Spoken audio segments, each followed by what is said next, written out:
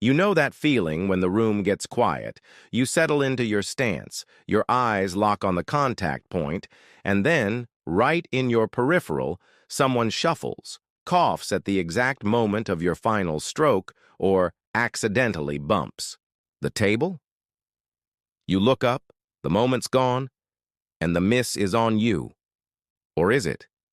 Today we're going deep on opponent psychology and table presence, how to carry yourself like a professional, why true sportsmanship is a performance enhancer, and why intentional distractions aren't clever gamesmanship, they're a form of cheating. By the end, you'll have a calm, repeatable way to protect your focus without drama, a table presence routine that quietly wins racks, and language you can use the next time someone tries to pull you out of your zone. Let's start with what table presence really means. It's the nonverbal story you tell, your posture, your pace, where you stand when the other player is shooting, how you handle your cue, how gently you set things down, what your face does after a make or a miss. Strong presence says, without speaking, I am composed, I am respectful, and I am here to play clean. The principle is simple. Be invisible during their turn and intentional during yours. When your opponent is down on a shot, stillness is your gift to the game. When it's your turn, you move with quiet purpose.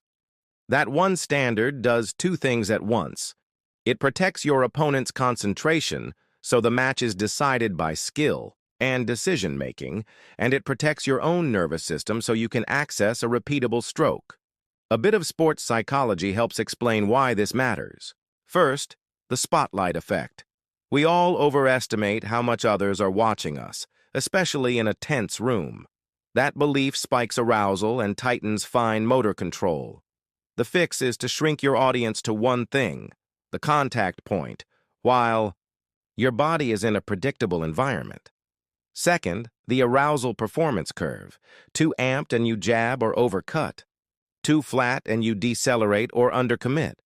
Good sportsmanship stabilizes the room so you can find your sweet spot every rack. Watch what happens when your eyes flick toward a moving shadow. Your shoulders tense, your tip wanders, and accuracy drops. Then notice how your stroke lengthens and smooths when the room is still. Your brain is a prediction machine. Stillness equals confidence. Chaos equals micro-hesitation. No amount of toughness changes the physics of attention. That's why intentional distractions are not just rude, they're cheating. Sharking is any behavior designed to interfere with execution. Some examples are obvious, others are subtle, but the intent is the same. Sliding into the shooter's side vision as they settle hijacks the attention reflex. Parking your body along the shot line or near the target pocket turns you into a false aim point, timing a cough, a chalk tap, a bag zipper, or a chair scrape. To a player's final stroke weaponizes the startle response. Asking, is that the 5 or the 7, while their down forces cognitive switching. Slamming through your own innings to speed them up and then stalling when they heat up. Manipulates pace to create artificial pressure.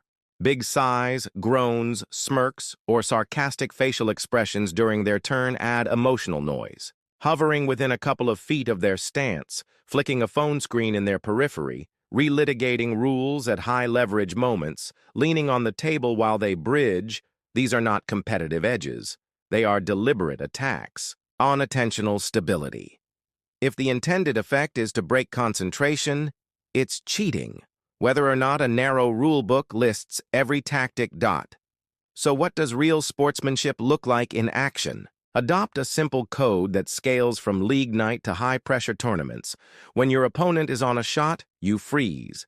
If you absolutely must move, do it between their pre-shot and their downstroke, not during. You respect sight lines by either sitting or standing at least a step outside the direct line of the shot and the target pocket. Your hands are quiet. You chalk softly, set your cue down gently, and avoid tapping, rolling, or fidgeting. Your pace is consistent regardless of score, never panic speeding to rattle them and never stalling to ice them. Your face is neutral. During their turn, save celebration for after the rack. You ask questions only when they're upright and away from the shot. You own your fouls immediately. You respect equipment and space. No leaning on the rail while they bridge. You keep the score accurate and visible, confirm it calmly if asked, and you offer a firm handshake with eye contact before and after the match. This isn't about being nice. It's about creating the conditions where both of you can access. Peak performance. Now, what do you do when someone violates that standard? You don't need to accept distraction, and you don't need to escalate. Use a simple 3-step boundary that's calm, clear, and repeatable. Step 1. Name the behavior and request an alternative. Hey, quick ask, please step out of my line of sight while I'm down. Thanks. Step 2. If it repeats, restate it and set a boundary. Please keep movement behind me until I finish the shot. I'll do the same for you. Step 3. If it continues, pause play and bring in a third party. I'm pausing here. We need help with movement during shots. Don't debate their intent. Address the behavior. Keep your voice even, your shoulders square to the table, and your body still. After you set the boundary, run your reset. 1. Slow inhale through the nose. 1 long exhale, revisualize and recommit. Do not shoot while adrenaline is spiking. Your job is not to litigate ethics. It's to protect the performance space and then play your game. To anchor your own game, build a table presence routine that you perform the same way every time. Here's a clean 6-beat sequence you can learn in minutes and polish over a lifetime. Beat 1, stand and survey. Approach from behind the line, soften your eyes, and scan the whole table. Beat 2, choose and commit. Select your shot and your position play and say it once in your head. Beat 3, chalk and align. 1 smooth chalk, cue pointed down, step into your stance. Beat 4, bridge and breathe. Set your bridge hand, take. 1 easy nasal inhale and 1 long exhale. Beat 5, stroke and stillness. 1 rehearsal stroke, pause, then the final stroke with a quiet head. Beat 6, finish and freeze. Hold your finish for 1 to 2 seconds and watch the cue ball roll. Between shots, walk the same path at the same pace. After an opponent's make or miss, keep the same neutral face and the same breathing. A consistent rhythm becomes your signature, and signatures are hard to disrupt. Training should reinforce that signature in 2 modes, sanctuary and storm. In sanctuary mode, you practice in perfect conditions. Quiet room, consistent lighting, phone silenced. It's where you groove mechanics and pattern play and memorize the internal feeling of calm. Execution. In storm mode, you introduce controlled distractions, background bar sounds, a friend sitting in the far background who freezes when you're down, a playlist with mild noise, a visible timer you occasionally use to prevent over-deliberation on routine shots. The goal isn't to normalize sharking. It's to make your routine resilient and to prove you can calmly enforce boundaries without losing your feel. Add a pressure pocket by declaring a money ball before you begin a pattern. If you miss that specific ball, restart the rack. Build. An anchor by lightly pinching thumb and forefinger as you exhale before the final stroke, so your brain learns to associate that tactile cue with calm execution. Let's talk ethics and incentives. Pool still carries a faded stereotype of smoky rooms and hustler lore, but the modern game is elegant, skilled, and mentally demanding. We honor the game by keeping competition clean. Good sportsmanship elevates the craft. It attracts stronger players who want serious games. It reduces variance by eliminating avoidable noise, so results reflect skill. It builds community. People remember players who make the room better, and those players get invited back, recommended, and respected. And there's a pragmatic payoff. You will win more. Clean environments grow repeatable strokes, and repeatable strokes win sets. Not every mental edge is unethical. There is a clear line between legal psychology and illegal distraction. Strategic silence, choosing not to chatter during play, is fine. Silence removes noise rather than adding it. Confident pace on your turn is fine. It's modeling your rhythm, not forcing theirs to change. Upright posture, steady breathing, soft eyes. This is table presence, not interference. Smart pattern play that puts scoreboard pressure on the other side is entirely legitimate. Fast, accurate scorekeeping that eliminates ambiguity is a gift to both of you. Respectful eye contact belongs before the lag and after the handshake, not during your opponent's stance. What's not okay is manipulating their senses on purpose. If your strategy requires breaking their attention, you're not competing. You're vandalizing performance. Use simple language in common situations. If someone stands on your pocket line, say, "Could you step off my pocket line while I'm down? Thanks." If they chat when you're in your stance, say, "Let's save questions for when I'm standing. I'll do the same for you." If score confusion pops up at Hill, say, "I've got it 4-4. Let's confirm and continue." If they alternate between rushing and stalling, say, "Let's keep a consistent pace on both sides. I'm good with a timer if needed." If chronic movement continues mid-stroke after you've asked once, say, "I'm pausing here and calling for help with movement during shots." Short, kind, and firm is the motto. Don't deliver a speech. Boundaries are clearest when you use the same words in the same tone every time. Your body language should look like you belong there. Keep your feet quiet and your shoulders low. Each exhale, feel your shoulders drop a centimeter and let your jaw go slack. Walk with your Q-tip pointed down and set it gently on the rail when you're not using it. Keep your hands neutral. No coin flipping, chalk drumming, or pocket patting. Use a mental small rectangle rule.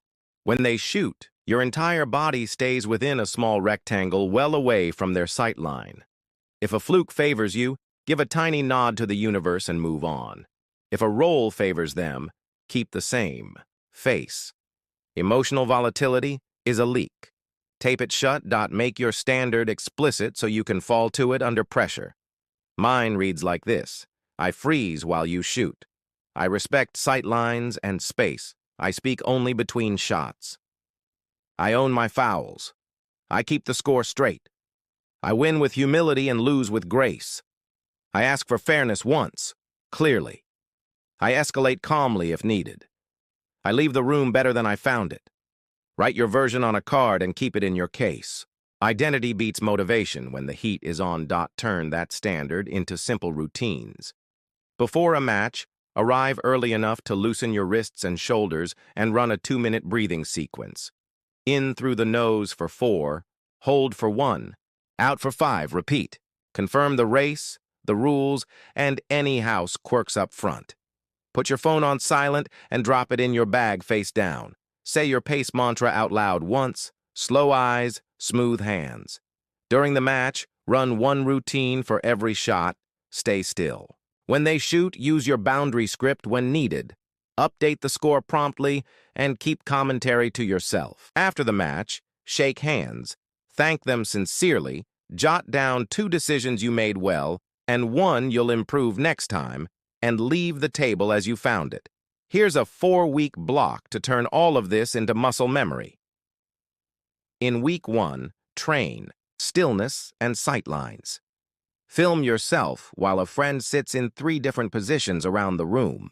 Review the footage and verify that once you're down, your eyes never dart toward them. Add a coin freeze drill. Place a coin on the rail. If your eyes flick to it during stroke prep, stop and restart your routine from beat 1. In week 2, train pace consistency. Run the same 5-ball pattern 10 times with a metronome at 60 beats per minute and aim for less than 10% variation in total time per run. If your pace spikes, your only response is a single deep inhale through the nose before you walk into the next stance. In week 3, practice boundaries. Role-play 10 sharking scenarios with a friend, use the exact sentences we covered, and keep your tone identical each time. Play 2 real races and, even if unnecessary, practice enforcing a boundary twice so your nervous system learns it's normal and safe. In week 4, run storm to sanctuary sessions.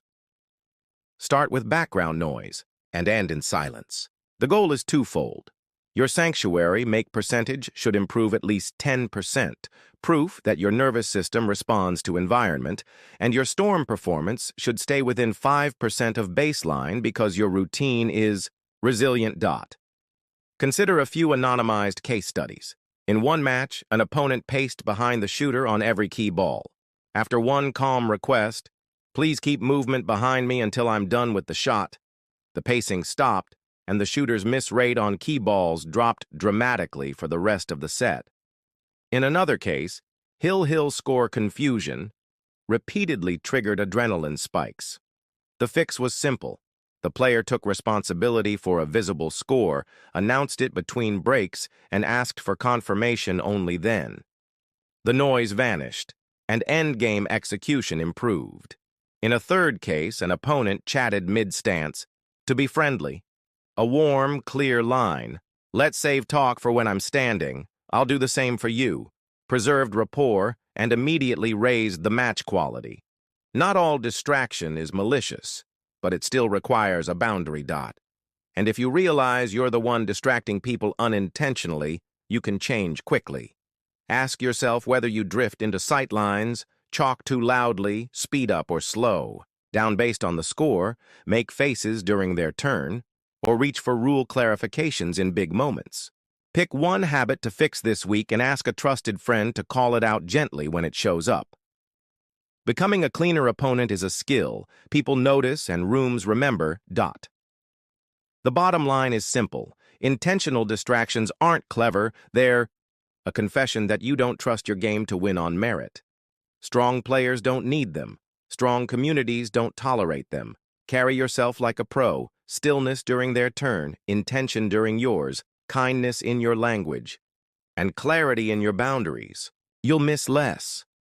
You'll enjoy more. And you'll be part of the reason people keep falling in love with this game.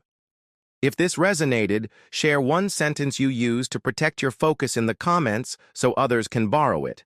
And if a printable, sportsmanship standard card for your cue case would help, ask for it and I'll put one together. Play clean, play calm, play beautiful.